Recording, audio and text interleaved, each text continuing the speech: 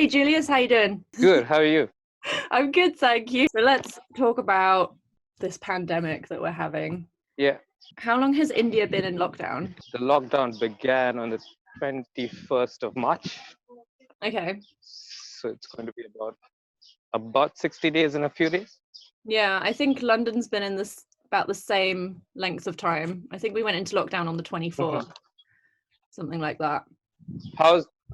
What kind of rules are you following there? So I was going to ask you that question too.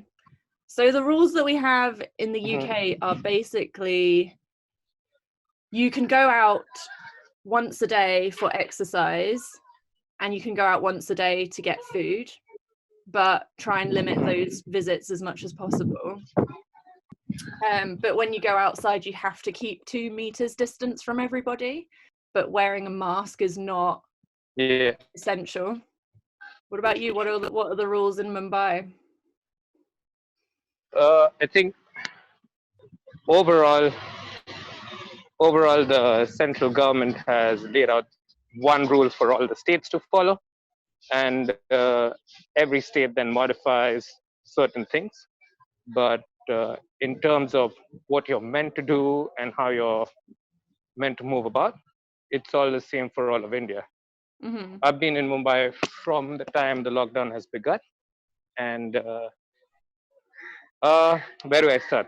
So number one is what we need to follow. Number one, to end this pandemic as soon as possible, is social distancing, which doesn't work here, not at all.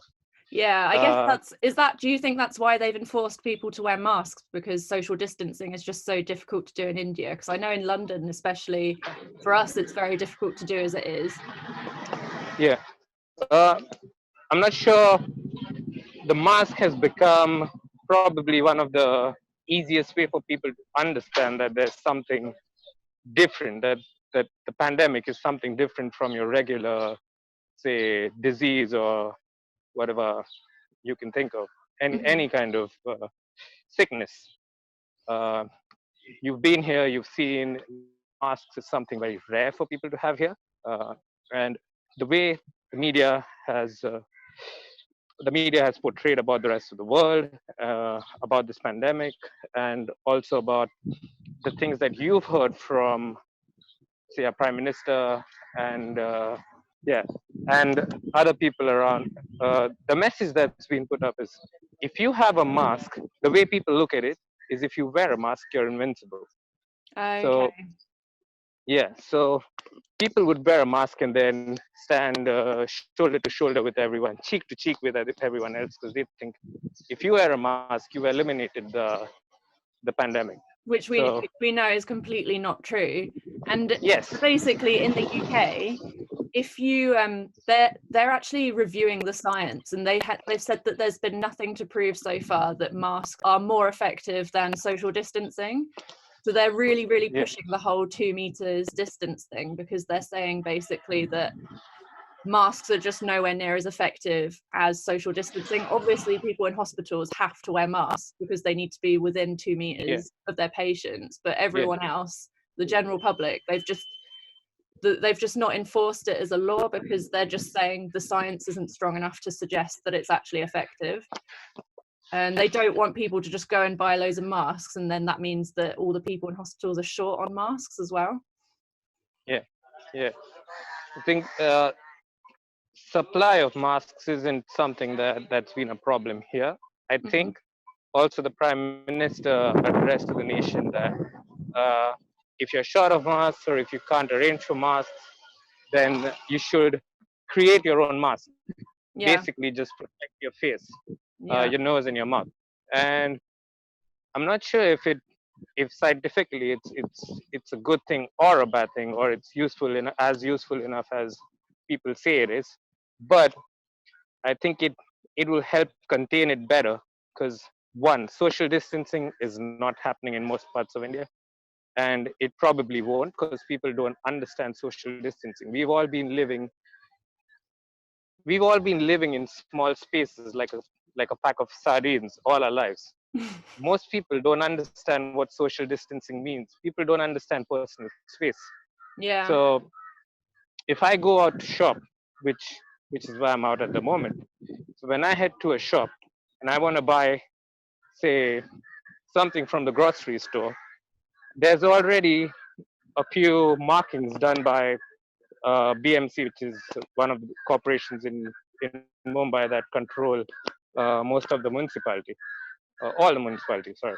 So these guys have marked uh, either lines or circles, and its distance between 3 to 5 feet Yeah. from each line, and no one's following that. No one's even giving a shit about it because Mm. people look at it, and then if there's an official nearby and the official tells them maintain that line that you see on the ground there, only then will you get your stuff. So they think it's a rule implied by them because they want certain things to do with it. They don't understand why they've asked to maintain social distance, and it's not been, I don't think it's been communicated well by the government as Yeah. well. I Yeah, think, I think it, because it's been such a strong message here, and the way that the government has enforced it is, if you were to walk around any part of London, you would just see signage everywhere. There's like plasma signs, there's printed signs, electronic signs, all saying keep 2 meters distance from everybody. It's signs all over the shops, everything, like you can't escape it. And there's painted signs on the floor in all the parks and everything with like almost like a ruler to demonstrate the distance of 2 meters. So you're constantly reminded of it wherever you go. The only thing is, in some parts of London, it's just impossible to stay 2 meters away from everybody. But people are trying. That's the point, I guess. But it does feel psychologically pretty horrible walking down the street and you feel like you have to cross the road because you don't want to walk past somebody. But, yeah. What's the fine for not wearing a mask outside? I think it's 500. And are the police actually enforcing that? I'm not so sure. So at nights, I've been going out at nights to throw rubbish sometimes. That's before I realized that there was a curfew time for traveling after 7 p.m. And few of the cops have seen me and they pretended like I didn't exist. We just carried on with their, I don't know, patrolling. So there's a curfew as well? There's a curfew, yes. You can't be outside after 7 p.m. Until 7 a.m. Oh, wow. I didn't know that. And it's not being implemented as hard. How has this whole pandemic personally affected your life directly? The hardest part for me, this is the longest I remember staying indoors in my life. I can't think of any other time that I've been indoors this long, ever. Yeah, you're such an outdoorsy person. Yeah. So it's affected me a lot in that perspective.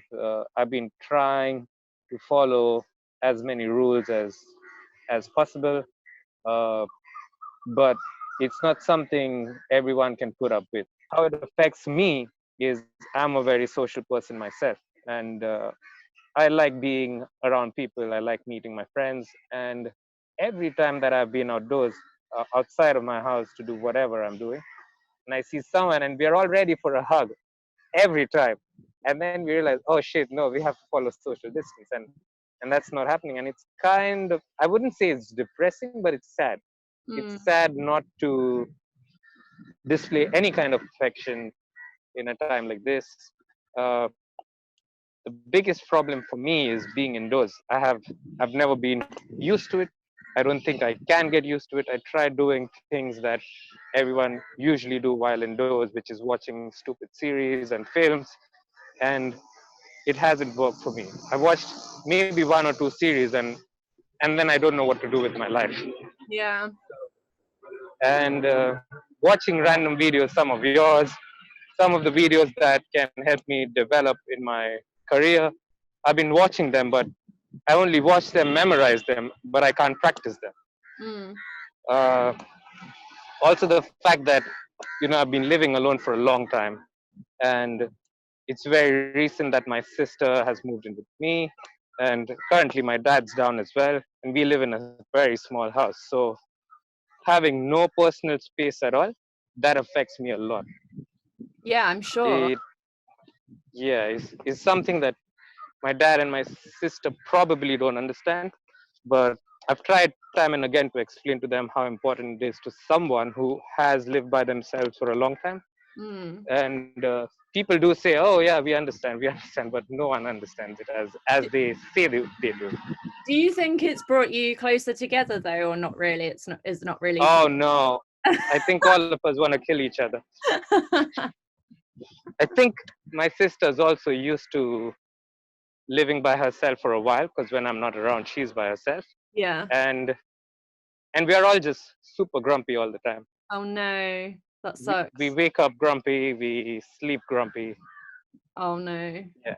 Well, So I'm very lucky. personally, I'm very lucky because yeah. I live with a Canadian girl, and we just get on really, really well. And we Yeah. both like luckily we live in a big enough place that we can definitely get our own space. Hmm. However, I had another flatmate, and at the beginning of this lockdown situation, he had to move out because, well, he felt like he had to move out because things got a little bit, the relationship got a little bit difficult, and I think it was like conflict in opinions on what should be done during lockdown. So Hmm. it was difficult. Has it affected you much, the lockdown or this It's, whole I think if I thing? wasn't, because I'm quite an active person like yourself, I think if I wasn't able to exercise and go out for long walks or go out for a run or cycle, I'd find it a hell of a lot more difficult than I do. I guess Yeah. I find it, I think for you, it must be horrible if you live in a community where you see friends on the street or whatever and you can't go and hug them and stuff. Whereas I live in a community where I don't see my friends in my immediate neighborhood. So Yeah. if they're out of sight, they're out of mind a little bit. So it's, you can but I do miss them like crazy, like miss my friends. Um, Yeah. and I think what makes it worse is if your neighbors don't follow the rules and then they're like bringing guests round and stuff, and then you feel like, well, that sucks because I feel like I'm not able to do that, and you're flaunting all the things Yeah. that I wish I could do. Hmm. It's just a minority that let the country down, really, which is the reason why the virus still spreads, I guess. And then the other ways that it affects me is the fact that obviously I can't go and see my parents. So not being able to see my grandmother, who's in a care home, who has dementia. Care homes like definitely aren't letting anybody visit at all. So and she's elderly as well, so she's much more at risk. But in terms of how things are facilitated at that care home, is it all good? Well, she's in a really The good, quality of care. yeah, the quality of care is really high. She's in a really, really good care home, and in care they're now, as part of the death count, they're counting people in care homes that have died now. So before Yeah. they never counted that as a statistic, and now they've added that to the statistics, and now we're looking at over 30,000 deaths in the UK. And I think in Wow. India you've only had like 1,000 and something, right? I mean, that's yes, but the thing is, with the kind of facilitation that's here, we don't have enough equipment to check whether the deaths that are coming through are corona-based deaths or just normal deaths. Um, some I've heard rumors about a lot of deaths happening in West Bengal, for example, and they've just been taking the bodies and burning them down with that electric shock thing. I don't know how that thing works, but the friend that I spoke to that told me about this said that there is this place where they usually burn bodies. One section of it is fire based, and the other section is electricity based. And apparently, the one that's electricity based has been running 24/7. So bodies burning Oh my 24/7, god. and it's I really been hope that going that's just on a for rumor days. and it's not true. I mean, I'm not sure if it is. That's the first thing I asked him was the source of this information, and he said it's coming from laborers that work for him because he owns a factory. Right. And I was, my next question to him was, how can you be sure that what they think they know is correct? And he says, because they live next to it and they see ambulances getting in with dozens of people in it. Oh wow, that's quite a conspiracy theory. Yeah, but I refuse to believe it so far because I don't trust in the sources. I trust him. I Mm. trust if he'd seen that and he said that to me, I trust him. But the source that he gets the news from, I'm not so sure about. It does sound quite suspicious, though. I guess the thing is with India is that a lot of things can. I mean, I don't know if that's true now, but I guess there's quite a few things that could be swept under the carpet a lot easier than Oh, for sure. in other countries. Yeah, for Um, sure. I originally thought that the reason that your death count was so low was because of the lack of testing, but now actually I think it's just because your population, like the average age is just so young that less Also, people are dying because of that. So in the UK and in places like Italy and Spain, we have such an enormous population of old people. So the average age in the UK, correct. the average person in the UK is 40. The average Yeah, person in India is 28. So you've got yeah, a much younger population. So in younger people, you sometimes wouldn't even just get symptoms, or you just have a like almost like a cold. yeah, But so maybe it's just not spreading as much, and maybe because you don't have lots and lots of old people in care homes like congregated together, yeah, maybe that's why it's not spreading as much. Like you usually have an old person in a family home, right? So yeah. that's my I theory. don't know. I've also been thinking of the fact that because we are exposed to uh, a lot of diseases from the beginning to start with, I think our immune systems are also a bit more strong as compared to the Mm, West. I agree. My immune Yeah, system is rubbish. I think most people in the West, Yeah. or even in the East, I've seen people in Hong Kong also. I mean, for the time that I lived there, they are as good as any Western country Yeah. But in I do terms of think the everything. Indian people, to an extent, are actually cleaner in the sense that they do wash their hands, I think, wash their hands more than British people do. Like, we don't wash our hands before we eat in this country.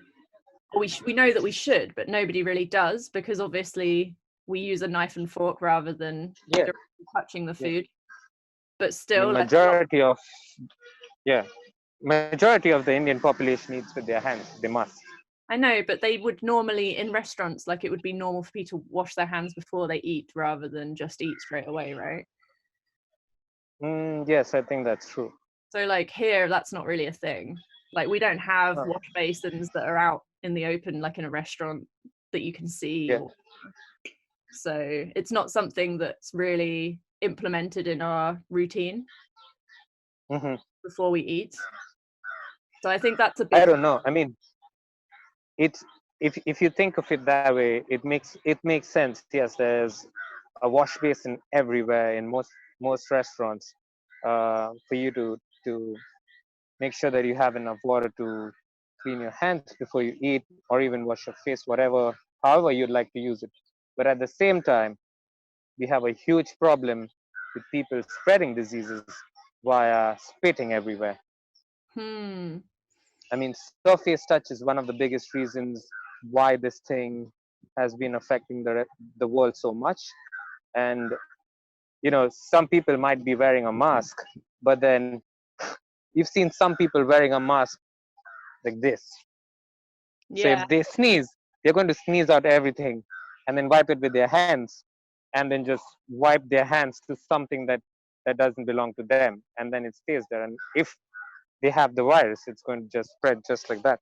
Well, I've had situations where I've gone into a shop and someone's just been Yeah. coughing like all over the produce in the shop and not even covering their hand or like over their face or anything. Like there's just people that just don't give a shit.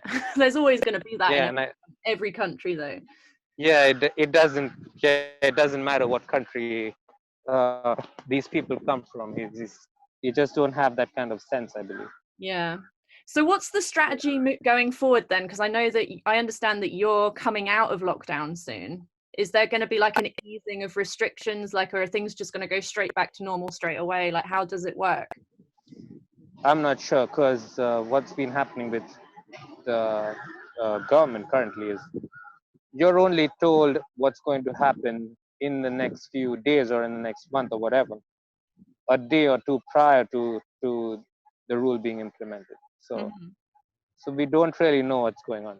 Do you So get like a warning of like, because on Sunday or tomorrow rather, we know that the Prime Minister is going to do a speech in the UK about an easing of the restrictions, but we don't know what restrictions he's going to like ease. But we know that they're just desperate to kickstart the economy again, because obviously this is going to be like the biggest downturn in the economy like since World War II.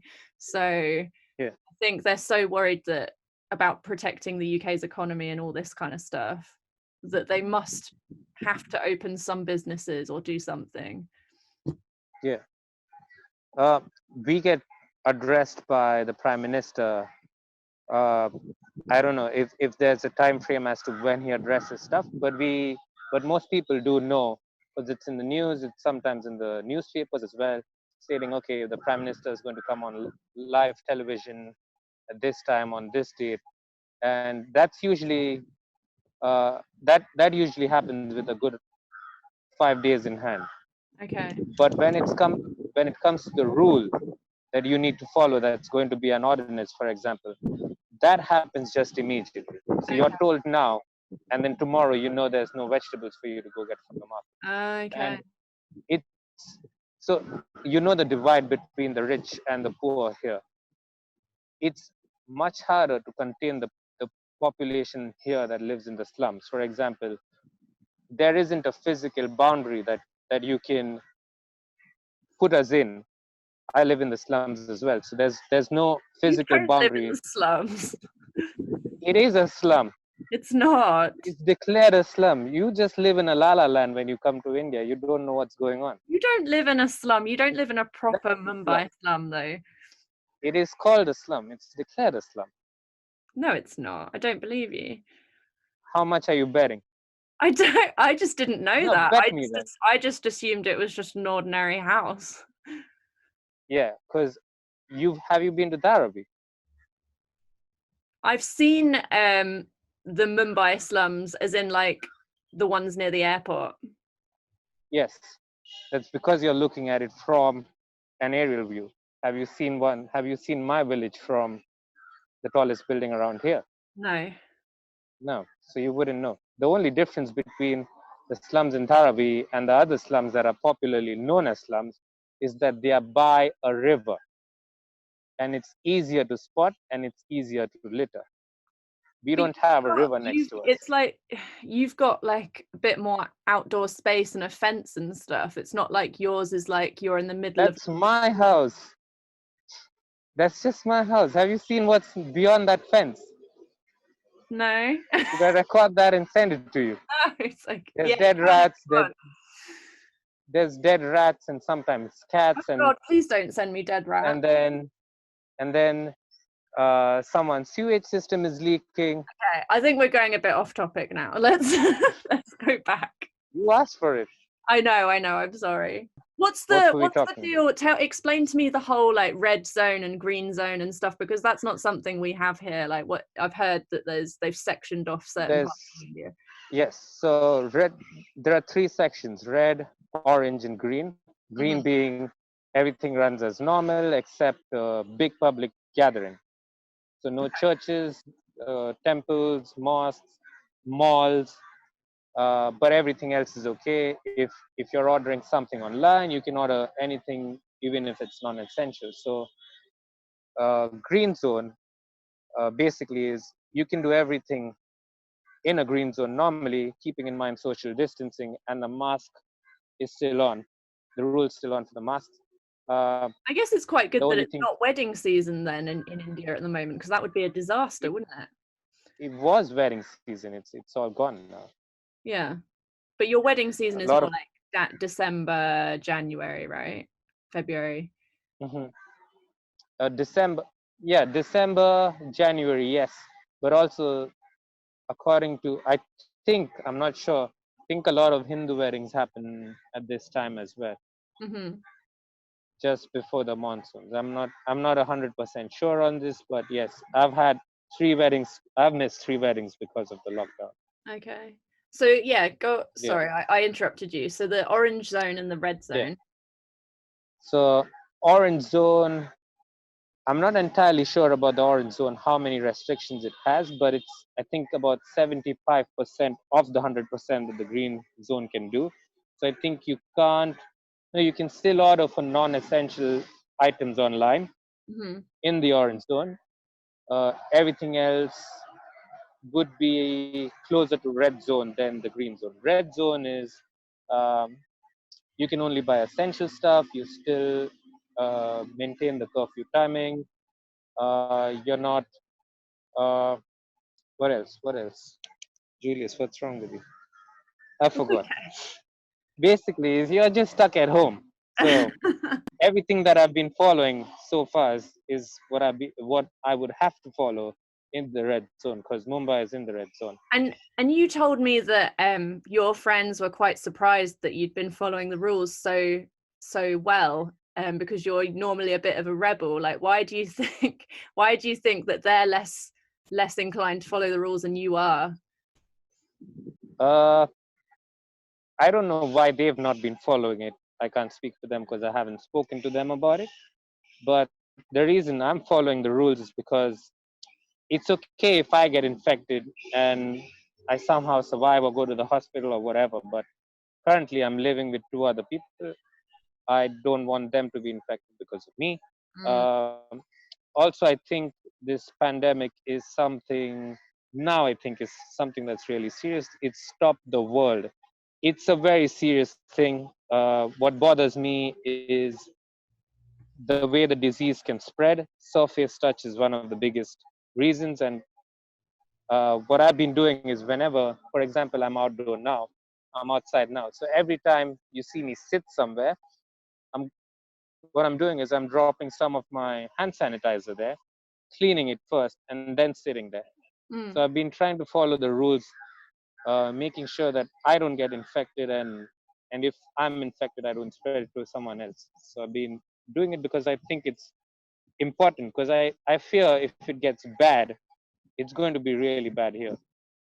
Yeah, it'll be interesting to see once they, finish the lockdown everywhere. Will you suddenly get a spike in deaths, or will things just go back to normal?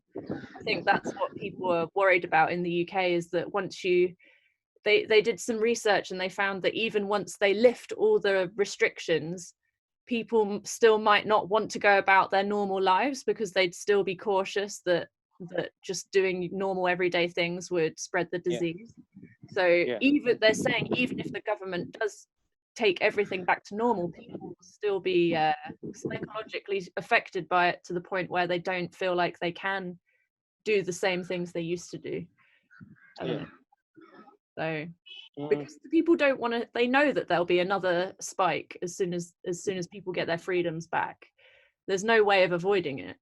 But I guess they're more worried that if you stop the economy, you've got other problems that are going to happen. People are going to die because they're going to not have enough money to support themselves. Actually, that's something I need to talk to you about. What is the India government doing about people that can't work during this time, like poor people that are very much hand to mouth, that run businesses where they need money day to day in order to survive? Like, what's the government doing for those kind of people? I've not been following the news, to be honest, and I've never been interested in any kind of politics. But the little that I see, I don't see them doing well. It's it's uh, it's a disaster for how things are working out for the labor class people. There've been multiple peoples that have walked back to their homes 2,000 kilometers away, Yeah, uh, all the cycled back. Yeah, all the people that have yeah, migrated from, who have come over from rural areas into cities, I guess. Yeah, all the migrants. correct. Yeah. Yes, so it's really sad to see them go through. I mean, suffer through this, because what the government claims is, oh, they've been trying to help and they've been doing this and they've been doing that, is all you hear. but you don't see that in action. Mm. So If that had worked, things that I've seen is like individuals on Instagram, like friends that I follow, sort of, you know, pushing people to donate money. I presume because the government's not doing very much for people that don't have much money. Like, so sort of individuals are just donating money towards, I guess, on the ground charities, or like, you know, trying to provide food for people in their local area that don't have much, and yeah, that kind of thing. yeah. I mean, not we, but some friends and I have been doing that as well. But uh, we're not promoting it to others. We've just kept it within a small group. If Yeah. you have anything and you'd like to contribute it to to changing it for someone, then just do it. And we've not been posting things online or anything else. We just speak Yeah. to each other, and we think, oh, this guy is reliable, or this guy is willing to help. Okay, we'll try and work together as a team and do it. Yeah. Uh, Nice. yeah, but the government hasn't been doing anything right in in terms of helping the ones that the migrants. Yeah. I think yesterday or day before, 16 migrants died on the train track because a train ran over them.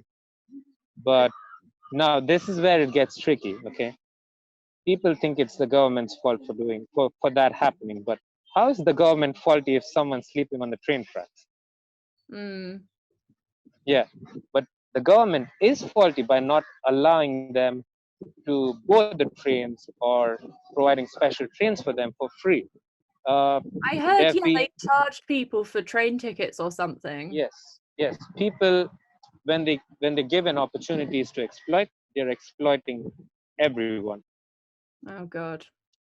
and they don't give a shit about the person who's coming to them. I mean, these guys have paid 700 and something per ticket for a ticket that would otherwise legally cost them 600. So 100 and something rupees worth of donation to them, the ones in charge of the railway station. So Well, that's no one's horrible keeping as a check well. And on that. I presume they're being packed onto trains where they can't social distance and all that kind of thing as well. Yes, I mean, social distancing wouldn't work with them anyway. True. Yeah. You won't believe this, but I don't know if I've told you about this, but I guess I'm fortunate to be living in a country that has, obviously they must just have this kind of funding to be able to afford to do this, but they've introduced a scheme which is called a furlough scheme, which is a word that Oh I'd yeah. never come across before, but basically for those who can't work, they're paying 80% of their salaries for the Yeah. next for 3 months, for up to 3 months. Yeah. So people, if they're not working and they're at home and they're stuck at home and they can't work, they're gonna just be paid basically to do nothing, to support their families or support themselves and pay their rent and everything. And that's Yeah. up to £30,000 a year. So if you earn over 30,000, then you'll only get up to £30,000 salary. But yeah, it's like amazing, really. And I know quite a few people that have been furloughed. Furlough sounds like a very good thing. I've spoken to few friends that are living there, and they spoke about it, and it sounds. This is what our government should be doing, at least for the ones that can't afford that live by the day. I mean, Hand to they mouth. earn, yeah, hand to mouth. That's all they do. Uh, what the government did instead is, when I watched the news, uh, they handed out 500 rupees for a month. 500 rupees for a month. That's more like an insult Per person per month. per person. Wow. Yeah, so I watched it in the news. I'm not sure what channel it was, and I'm not sure about anything what happened. I mean, about anything after or before that. But I saw that, and I just so disappointed with what I heard. I just turned it off. What about homeless people? What are they providing food or anything like that for people that are homeless? People are doing it by themselves. There are a few NGOs that are doing it. I don't know if the government has anything to do with it. Wow. We've been doing it as well. Some friends of mine have been doing it too. just So your share it. lockdown, like the restrictions are just completely lifted next week onwards. Is that what's going to happen? Or No, it's extended. So the lockdown in Mumbai and Pune is extended to the end of this month. Oh, it's extended till June now. Yes. Wow. Okay. Mumbai and Yeah. Pune, and also I assume Delhi and places like that as well, like major cities. I'm not so sure. Okay. I'm not so sure. But every state decides for itself. Wow. Oh, I see. The So the central Prime government Minister doesn't make that decision. approves that. Yeah, the central government approves the decision, Okay. but the state government has the power to make their own Got it. changes. Got it. Yeah. Okay. So yeah, it's interesting, like the way that the government are informing you on things, because every single day we have a live announcement where they go through all the statistics, they give you updates on everything, and we have it's almost like they call it coronavirus news, and we have it every day at 5 o'clock with like a live representative from the government, sometimes the Prime Minister, who will answer questions from the public as well, and from the press. So and that happens every single day, and I used to tune into it every day, but sometimes I just look at the headlines because it's, I don't know, it's a repeat of the same information a lot of the time. Yeah, I don't think we've not been following that. The Prime Minister shows up once in a while. News channels are active. I think news channels have been the most active, as always. Some politicians are called by these news channels, and they have a program or debate sometimes, and that's what's going on. So there's no clear picture as to what's happening and how it's happening, because there's no face to look at, unless it's the Prime Minister, and the Prime Minister shows up once in, I think, 2 weeks or something like that. Okay. Well, I just want to finish with one last question. Like, what do you think, have there been any, oh, actually I have two questions. So first question, how does this affect you as being an instructor for outdoor adventure companies globally? And then question number two is what positives do you think have come out of this, having so many negatives, but what positives do you think have come out of this whole situation? Okay, so professionally, I'm fucked. This year was supposed to be the best year for me financially. Can you give some background as some background as to what you do, and like what countries you've worked in, and that kind of thing, just for our viewers? Okay, well, I work as an outdoor instructor for adventure companies across Southeast Asia or Asia in general.